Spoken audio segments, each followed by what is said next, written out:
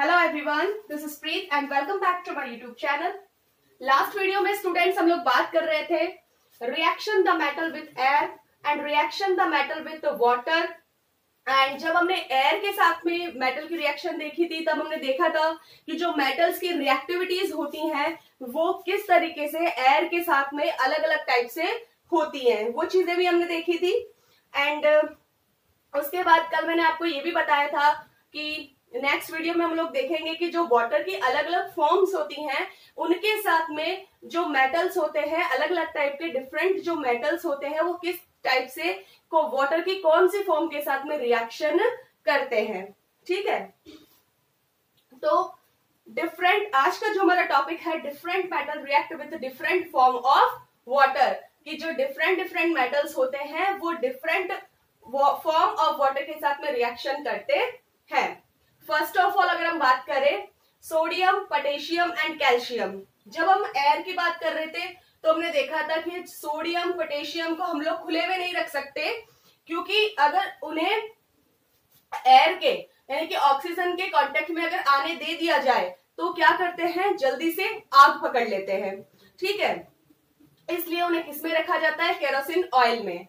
तो अब हम देखते हैं कि सोडियम, पोटेशियम और कैल्शियम जो वो वाटर के किस फॉर्म के साथ में रिएक्शन करते हैं। तो यहाँ पे बच्चों हमने लिखा है sodium, potassium and calcium react with cold water. तो यहाँ पे आपकी जो फॉर्म हो गई वाटर की वो है कोल्ड, यानी कि जो सोडियम, पोटेशियम, कैल्शियम है वो ठंडे पानी के साथ में रिएक्शन करते हैं। और वो रिएक्शन कुछ ऐसी होती है, सोडियम प्लस साथ में वाटर, जो कोल्ड वाटर है वो, और ये दोनों मिलकर बनाते हैं सोडियम हाइड्रोक्साइड, साथ में हाइड्रोजन गैस। और यहाँ पे एक वर्ड लिखा है हमने हीट एनर्जी, इसका मैं भी आपको एक्सप्लेन करूंगी अच्छे से। इसी तरीके से आप जब पोटेशियम की रिएक्शन वाटर के साथ में कराएंगे तो आपको मिलेगा पोटेशियम हाइड्रोक्साइड और वही हाइड्रोजन और साथ में हीट एनर्जी। अब यहाँ पे हमने लिखा है the reaction is so violent, ये जो रिएक्शन होती है वो इतनी वायलेंट होती है, मतलब इतनी ज्यादा बुरी तरीके से होती है, हिंसात्मक तरीके से होती है। एंड एक्सोथर्मिक, और कैसी होती है, एक्सोथर्मिक। इट मीन्स दो रिएक्शंस पढ़ी थी हमने चैप्टर नंबर 1 में, endo and exothermic. Endo means जिनमें जो एनर्जी है, जो हीट है वो एब्सॉर्ब की जाती है, और exothermic reaction in which release the heat और एनर्जी, यानी कि एनर्जी छोड़ी जाती है, रिलीज की जाती है। तो ये जो आपकी रिएक्शन है वो एक्सोथर्मिक है और इतनी ज्यादा वायलेंट होती है। The evolved hydrogen gas immediately catch fire, कि इस रिएक्शन में से जो हाइड्रोजन गैस निकलती है वो बहुत ही जल्दी आग पकड़ लेती है, इतनी हीट एनर्जी होती है इसमें। तो the reaction is so violent and exothermic that the evolved hydrogen gas immediately catch fire. तो इस टॉपिक से भी या पॉइंट से हमें ये पता चलता है कि सोडियम, पोटेशियम और कैल्शियम जो है वो कोल्ड वाटर के साथ में रिएक्ट करते हैं। नेक्स्ट पेज पे देखते हैं next metal. Next metal calcium. Calcium starts floating because the bubbles of hydrogen gas formed stick to the surface of the metal.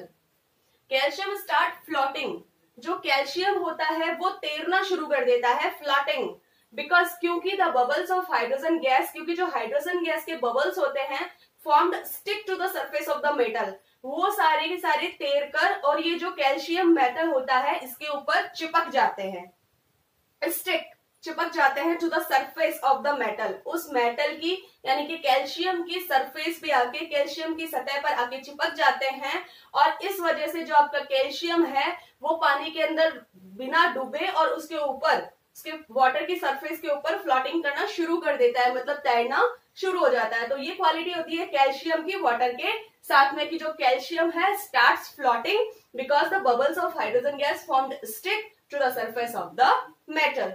तो ये क्वेश्चन आपसे एग्जाम में भी पूछा जा सकता है कि why are the calcium starts floating. Okay, next magnesium की अगर बात करें, magnesium reacts with hot water. आपका जो ये मैग्नीशियम है वो हॉट वाटर के साथ में रिएक्ट करता है। तो कोल्ड वाटर हो गया, हॉट वाटर हो गया, फ्लोटिंग हो गई। Next aluminium, iron and zinc react with the steam. अब जैसा कि कल मैंने बोला था कि जरूरी नहीं है कि वाटर हॉट हो या फिर कोल्ड हो सकता है अगर स्टीम ही हो, कुछ भी हो जाए भाई। एल्यूमिनियम, आयरन एंड जिंक, ये तीन मेटल्स ऐसी होती हैं जो कि वाटर की स्टीम फॉर्म के साथ में रिएक्शन करती हैं। Next, lead, copper, silver and gold do not react with water.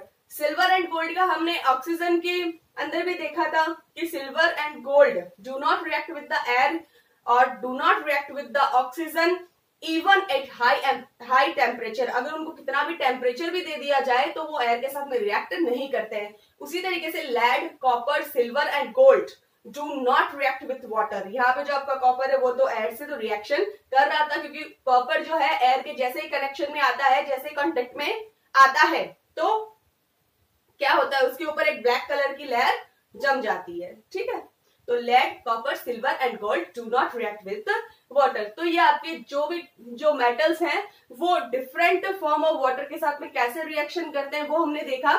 Next topic देखते हैं नेक्स्ट पेज पे। Next topic is reaction of metal with acid, कि जब मेटल एसिड के साथ में रिएक्शन करता है तो क्या देता है। तो मेटल प्लस डाइल्यूट एसिड, यानी जब आपका मेटल डाइल्यूट एसिड से रिएक्शन करता है तो प्रोडक्ट की फॉर्म में हमें मिलता है सॉल्ट और साथ में हमें मिलता है हाइड्रोजन। ठीक है, इसका हम एक एग्जांपल देखते हैं। यहाँ पे हमने लिया है आयरन, आयरन जो एक मेटल है, साथ में हम लोग ले रहे हैं डाइल्यूट एसिड, जो एसिड हमने लिया है हाइड्रोक्लोरिक एसिड, और ये दोनों मिलकर और जो प्रोडक्ट बना रहे हैं FeCl2 यानी कि आयरन क्लोराइड प्लस हाइड्रोजन। और नंबर ऑफ एटम यहाँ पे पहले से बैलेंस्ड है, यहाँ पे 2 लगाते ही ये बैलेंस्ड हो गया है। Hydrogen 2, number of atom, chlorine के number of atom 2 and ferrous के नंबर ऑफ एटम 1। एक एग्जांपल और हम देखते हैं, ये जो एल्यूमिनियम है, एल्यूमिनियम भी एक मेटल है। एल्यूमिनियम की रिएक्शन जब हम हाइड्रोक्लोरिक एसिड के साथ में करवाते हैं तो हमें मिलता है AlCl3, it means aluminium chloride, और साथ में हमें मिल रही है हाइड्रोजन। यानी कि कहने का मतलब यह है कि जब आप मेटल की रिएक्शन एसिड के साथ में करवाते हैं तो आपको साल्ट और साथ में हाइड्रोजन गैस मिलती है।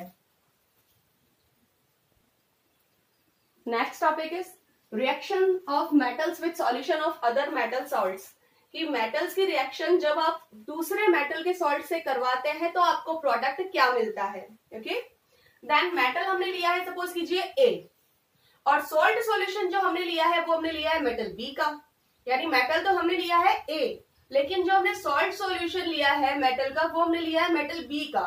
तो जब हम मेटल A और salt solution of metal B को आपस में रिएक्ट करवाएंगे देन हमें प्रोडक्ट मिलेगा सॉल्ट सॉल्यूशन ऑफ A, यानी हमें सॉल्ट सॉल्यूशन तो मिलेगा मेटल A का एंड मेटल हमें मिलेगी मेटल B। ठीक है, यानी कि जब आप मेटल A की रिएक्शन करवाएंगे salt solution of metal B, then आपको मिलेगा प्रोडक्ट में सॉल्ट सॉल्यूशन ऑफ A और साथ में मेटल B।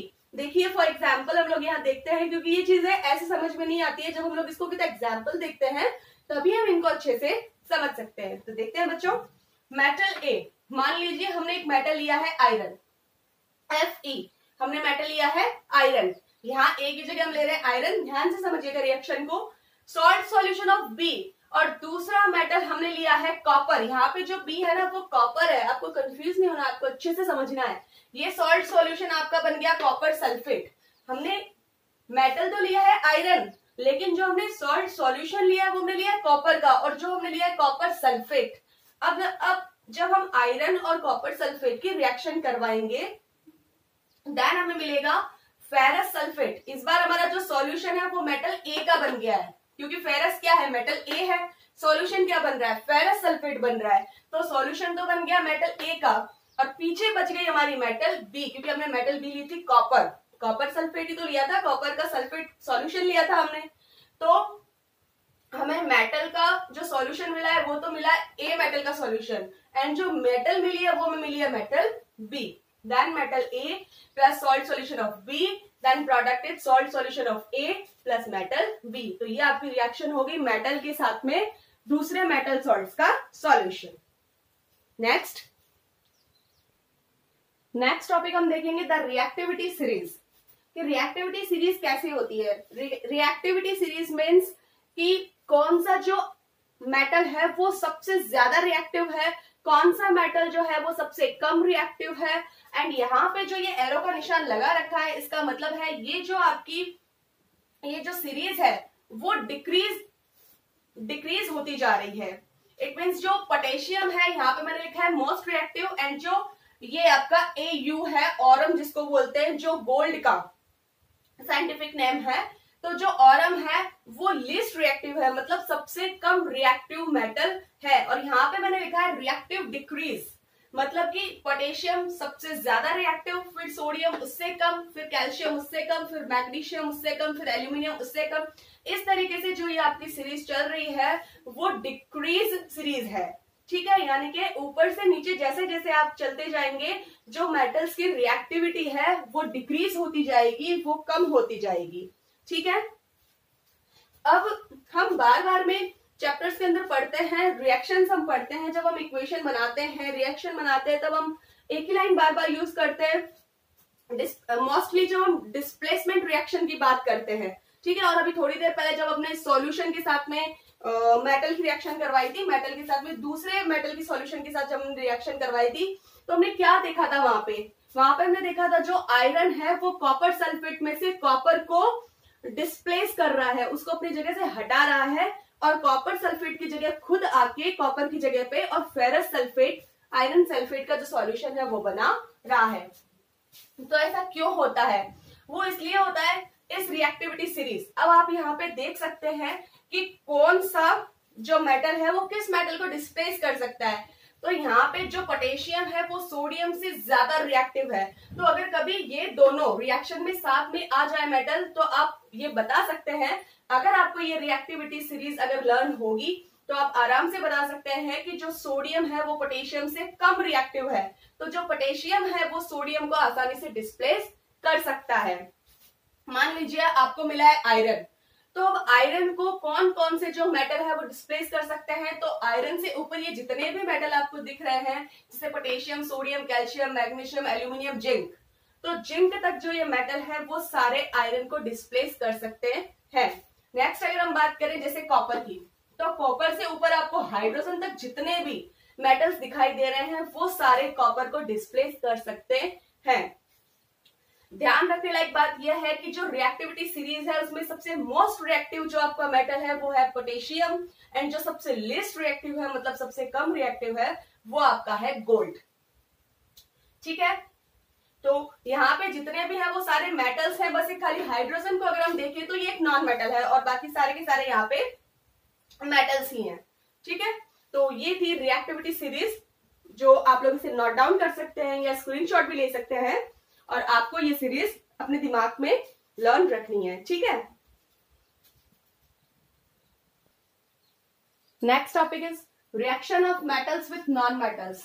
जो मेटल्स होते हैं वो नॉन मेटल्स के साथ में कैसे रिएक्ट करते हैं, ठीक है। तो यहाँ पे हम इन दोनों की रिएक्शन देखेंगे, और रिएक्शन के अंदर हम लोग पहले कुछ पॉइंट्स देखते हैं, ठीक है। Reactivity of elements as a tendency to attain a completely filled valence shell.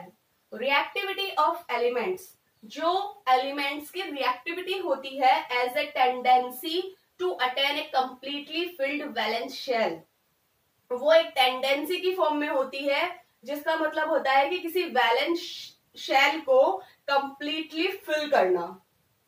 Valence shell को फिल करना न्यूलैंड के रूल के अकॉर्डिंग हम लोग जानते हैं कि जो आउटर शेल होती है, सबसे आउटर शेल, उनमें जो टोटल नंबर ऑफ इलेक्ट्रॉन होते हैं वो 8 होते हैं, ठीक है। अब वो नंबर ऑफ इलेक्ट्रॉन 8 करने के लिए जो एलिमेंट्स होते हैं उनके जो एटम के इलेक्ट्रॉन, जो एटम के अपने इलेक्ट्रॉन होते हैं वो उनको गेन भी करते हैं और उनको लूज भी करते हैं, और कुल मिला के एट लास्ट वो अपना जो आउटर शेल होता है उसके अंदर नंबर ऑफ इलेक्ट्रॉन 8 ही उनको रखना पड़ता है, ओके। तो हमारा जो फर्स्ट पॉइंट था वो था एलिमेंट की जो रिएक्टिविटी है वो होती है क्या, किस रूप में होती है, किस फॉर्म में होती है, वो होती है कि वैलेंस शेल को कंप्लीटली फिल करना। Point number 2, atoms of the metals lose electrons from their valence shell to form cation. जो मेटल्स के एटम होते हैं वो अपने इलेक्ट्रॉन्स लूज करते हैं, मतलब रिलीज करते हैं फ्रॉम देयर वैलेंस शेल, अपनी वैलेंस शेल में से, टू फॉर्म कैटायन, और बना लेते हैं कैटायन यानी कि पॉजिटिव चार्ज। जो इलेक्ट्रॉन्स लूज करेंगे उनमें पॉजिटिव चार्ज बनेगा, और जो इलेक्ट्रॉन गेन करेंगे वो बनाएंगे नेगेटिव चार्ज। ओके, तो जो मेटल्स होते हैं वो अपने एटम्स के इलेक्ट्रॉन लूज करते हैं और अपने एटम के जो इलेक्ट्रॉन्स है वो वैलेंस शेल में से लूज करते हैं, रिलीज कर देते हैं और कैटायन बनाते हैं। Number 3, atoms of the non metals, और जो नॉन मेटल्स के जो एटम्स होते हैं वो इलेक्ट्रॉन गैन करते हैं, gain electron in the valence shell, वो अपने वैलेंस शेल के अंदर इलेक्ट्रॉन गैन करते हैं टू फॉर्म एनाइन, और बना लेते हैं एनाइन। तो बच्चों इनके अंदर क्वेश्चन बनता है कि what is cation and what is anion, ये difference between cation and anion. तो atoms of the metals lose electron is called cation and non metals atom gain electron, this is called anion. Okay, तो electron lose करते हैं वो cation बनाते हैं और जो इलेक्ट्रॉन गैन करते हैं वो एनाइन बनाते हैं। Okay, the compound formed by the transfer of electrons from a metal to a non-metal are known as ionic compounds or electrovalent compounds। तो जो कंपाउंड इलेक्ट्रॉन के ट्रांसफर से बनते हैं, यानी कि the compounds formed by the transfer of electrons from a metal to a non-metal। अब वो इलेक्ट्रॉन का जो ट्रांसफर है वो किन किन के बीच में होता है, मेटल्स और नॉन मेटल्स के बीच में होता है। तो मेटल और नॉन मेटल के बीच में इलेक्ट्रॉन्स का जो ट्रांसफर होता है और फिर जो कंपाउंड बनते हैं उन कंपाउंड्स को नॉन एज आयनिक कंपाउंड्स और इलेक्ट्रोवैलेंट कंपाउंड्स, उन कंपाउंड्स को आयनिक कंपाउंड्स या इलेक्ट्रोवैलेंट कंपाउंड कहा जाता है। तो what is the definition of ionic compounds और electrovalent compounds? The compounds formed by the transfer or of electron from a metal to a non-metal are known as ionic compounds और electrovalent compounds. तो अब हमने ये तो देख लिया कि नॉन मेटल और मेटल के बीच में इलेक्ट्रॉन का ट्रांसफर होता है और कौन कैटायन बनाता है, कौन एनायन बनाता है, किस तरीके से वैलेंस शेल को कंप्लीट किया जाता है, उन्हें फिल किया जाता है। तो अब हम लेंगे एक एग्जाम्पल और उस एग्जाम्पल के थ्रू हम देखेंगे कि किस तरीके से जो इलेक्ट्रॉन्स है उनका ट्रांसफर होता है। तो हम नेक्स्ट देखते हैं formation of sodium chloride. Next हम लोग देख रहे हैं फॉर्मेशन ऑफ सोडियम क्लोराइड, कि सोडियम क्लोराइड किस तरीके से बनता है। मतलब सोडियम और क्लोराइड दो एलिमेंट्स हम यहाँ पे देखेंगे कि दोनों के बीच में एक मेटल है एक नॉन मेटल है, तो दोनों एलिमेंट्स के बीच में किस तरीके से इलेक्ट्रॉन का ट्रांसफर होता है और हमें सोडियम क्लोराइड मिलता है। अब वी नो दैट कि जो सोडियम क्लोराइड है उसमें दो एलिमेंट है, एक सोडियम एक क्लोरीन। ओके, सोडियम के अंदर जो आप इलेक्ट्रॉन्स देखेंगे, इलेक्ट्रॉन्स फिल करने की जो सीरीज देखते हैं आप लोग, इसके अंदर वो होती है 281, यानी कि जो इसकी आउटर शेल होती है उसके अंदर नंबर ऑफ इलेक्ट्रॉन होता है 1। एंड क्लोरीन की अगर हम बात करें तो आउटर शेल में नंबर ऑफ इलेक्ट्रॉन्स होते हैं 7। अब सोडियम या तो इसे करना पड़ेगा 7 इलेक्ट्रॉन गैन करके इसे अपना जो आउटर शेल है उसके अंदर 8 इलेक्ट्रॉन कंप्लीट करने पड़ेंगे, या फिर ये चाहे तो अपना 1 इलेक्ट्रॉन लूज करके और अपने आउटर शेल में जो नंबर ऑफ इलेक्ट्रॉन है वो 8 रख सकता है। तो आई थिंक 7 गैन करने से बेटर है कि वो अपना 1 इलेक्ट्रॉन लूज कर दे, उसमें एनर्जी है जो कम रिलीज होगी। ओके, तो यहाँ पे सोडियम के पास में जो आउटर शेल में जो नंबर ऑफ इलेक्ट्रॉन है वो है 1 और क्लोरीन के पास में आउटर शेल के अंदर जो नंबर ऑफ इलेक्ट्रॉन्स है वो है 7। ओके, देन यहाँ पे ये जो सोडियम है अपना नंबर ऑफ इलेक्ट्रॉन जो 1 है इसके पास में, वो अपना नंबर ऑफ इलेक्ट्रॉन क्या करेगा, ये जो इलेक्ट्रॉन है उसको लूज कर देगा, यानी कि उसे क्लोरीन को दे देगा।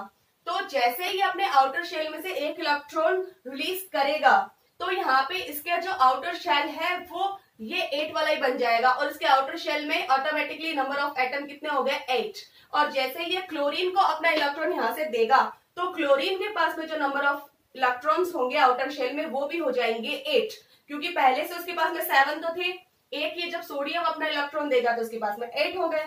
तो यहाँ पे भी आउटर शेल में number of electrons 8 and chlorine में भी 8। अब जो इलेक्ट्रॉन देता है, जो लूज करता है, जो इलेक्ट्रॉन रिलीज करता है उस पर हमेशा पॉजिटिव चार्ज आता है, तो ये Na+, और जो इलेक्ट्रॉन गैन करता है उसके ऊपर नेगेटिव चार्ज आता है, यानी कि क्लोरीन आपका हो गया माइनस का। अब यहाँ पे सोडियम की रिएक्शन कैसे होगी, सोडियम अपना इलेक्ट्रॉन दे रहा है तो यहाँ पे हो गया positive charge, sodium plus plus electron दे रहा है, और क्लोरीन जो सोडियम जो इलेक्ट्रॉन दे रहा है उस इलेक्ट्रॉन को ये गेन कर रहा है, तो क्लोरीन प्लस इलेक्ट्रॉन, और वहां पे बन जाएगा क्लोरीन नेगेटिव, और ये जो इलेक्ट्रॉन्स है उनका क्रम हो जाएगा 288। यहाँ पर जो आउटर शेल है वो कंप्लीट फिल हो जाएगी, और ये जो आपका सोडियम है वो कैटाइन पॉजिटिव चार्ज बना लेगा, और ये जो क्लोरीन है वो minus charge negative charge it means A9 बना लेगा। तो ये आपका हुआ फॉर्मेशन ऑफ NaCl। और हमने ये भी देखा कि reaction of metals with non metals किस तरीके से होती है, मेटल्स एंड नॉन मेटल्स जो होते हैं वो इलेक्ट्रॉन्स का ट्रांसफर किस तरीके से करते हैं। अब आज के वीडियो में हम लोग बच्चों इतना ही देखेंगे। जो हमारा नेक्स्ट वीडियो होगा उसके अंदर हम देखेंगे कि जो आयनिक कंपाउंड्स जो हमने अभी पढ़ा है उसकी प्रॉपर्टीज क्या क्या होती हैं। ओके, अगर आप लोगों को मेरा वीडियो पसंद आ रहा है तो ज्यादा से ज्यादा लाइक करें, शेयर करें, सब्सक्राइब करें एंड बेल आइकन प्रेस करना ना भूलें। Thank you.